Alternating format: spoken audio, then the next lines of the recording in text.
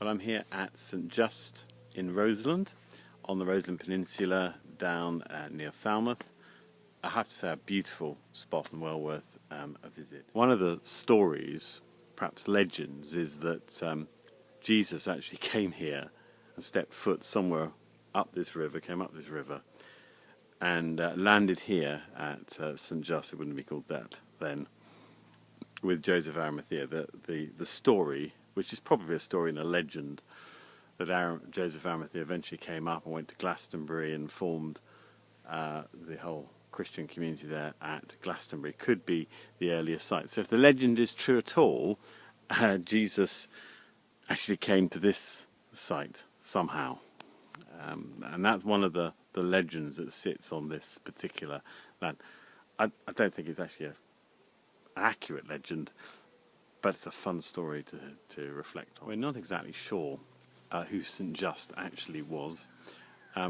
What we think we know, is that he was a son of the King of Cornwall, and he had another name, a Cornish name.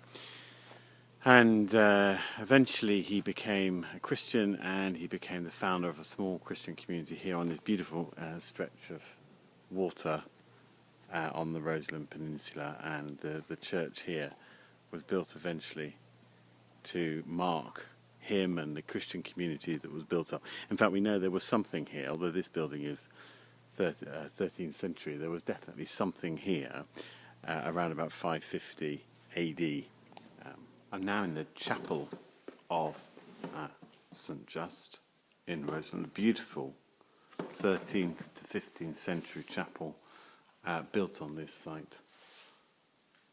Really beautiful and very peaceful place, I have to say. You go into some of these chapels and they're feeling very dead, but there's something very life in here, a sense of the presence of God at work in this place.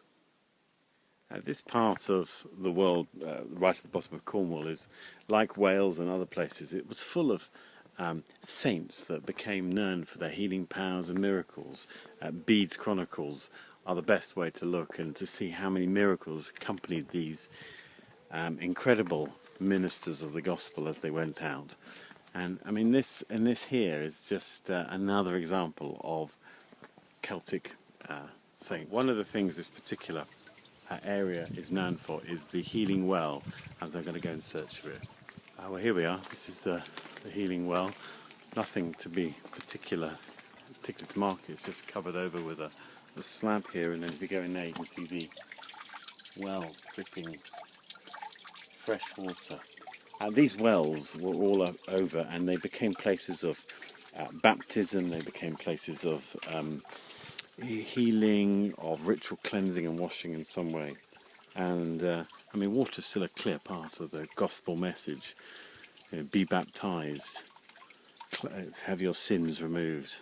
So the idea of wells, places of cleansing, healing, health and wholeness, was something that very much engaged the gospel with the minds of the pilgrims that were going in search of some spiritual truth. And pilgrims have been coming to this well for hundreds and hundreds of years.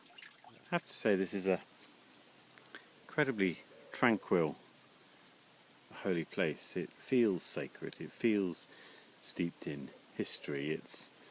It feels like you're joining with saints for over 1,500 years that have worshipped and praised and found God in this place. And for all the stories and the myths surrounding some of the historic ideas, this really is a lovely place just to come and sit and pray and really get close to God in a place like this. I don't think I've ever been to such an amazingly interesting graveyard.